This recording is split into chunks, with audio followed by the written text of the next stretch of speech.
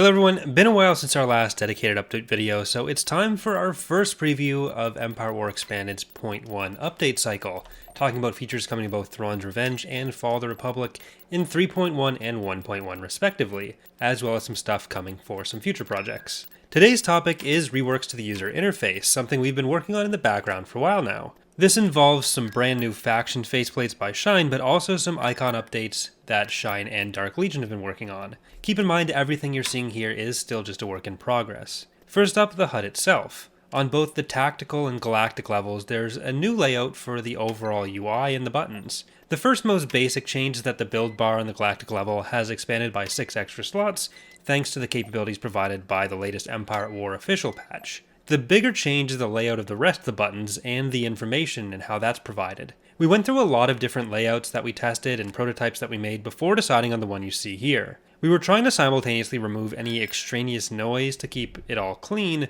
while still keeping enough design elements to allow us to show different personality for each faction. Most importantly though, we wanted to draw the eye to important information, especially when there's information that was added by the mod that people might not typically notice. The most obvious part of this is that the HUD on the galactic level has been split between the bottom and the top of the screen. All of the buttons are on the bottom, but things like credit information, income, and the week timer are now at the top. In a perfect world, ideally all information would be kept together. However, with the mod, we're only given limited options on how certain things can be presented, since Empire at War is only so moddable. Adding buttons is possible, but adding new UI elements to display specific information or text really isn't. So we have to do a lot of the information in the messages at the top left of the screen.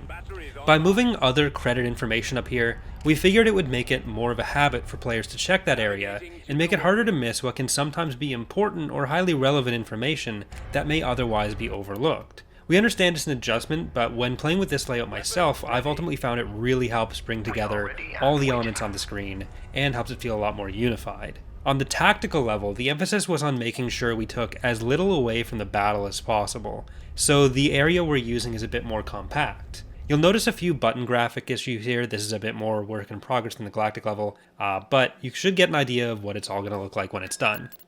On the galactic level again, we've got a few skins done already for different factions, like I mentioned. Unfortunately, Empire at War isn't especially flexible for this. You basically get to have 3 different ones, and then the later factions inherit the third. So for Thrawn's Revenge, for example, we can have a different faceplate for the Empire, the New Republic, and the Yuuzhan Vong, but then every other faction would be using the Yuuzhan Vong one. So instead what we've done is we've made it so that there are going to be 2 specific ones for the mods, and then 1 generic one that's used by everyone else. So in Thrawn's Revenge, that means there's the Imperial UI, the New Republic UI, and then everyone else gets a separate one. So far throughout the video, I've shown the generic one based off of the Old Republic's UI, then I've shown faction-specific skins for the CIS, Empire, and New Republic throughout the video. There's also a Rebel one done, wonder what that's for, but that leaves the Republic and Fall of the Republic, the Sith and Old Republic and Revan's Revenge to still be done. That also leaves the tactical UI, which can get skins as well. Those will be done over a bit of a longer period of time. Right now everyone's using the generic one. The nice thing about this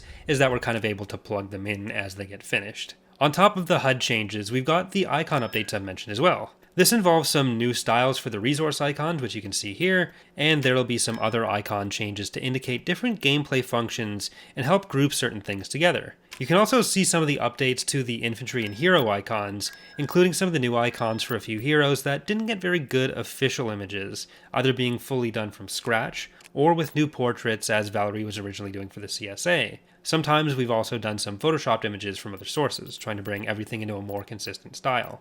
The big examples of the newly drawn heroes are the warlords, which were only ever shown with the images of them suffocating when Dala kills them all, so DarkLegion has done portraits of them in a non-suffocating form.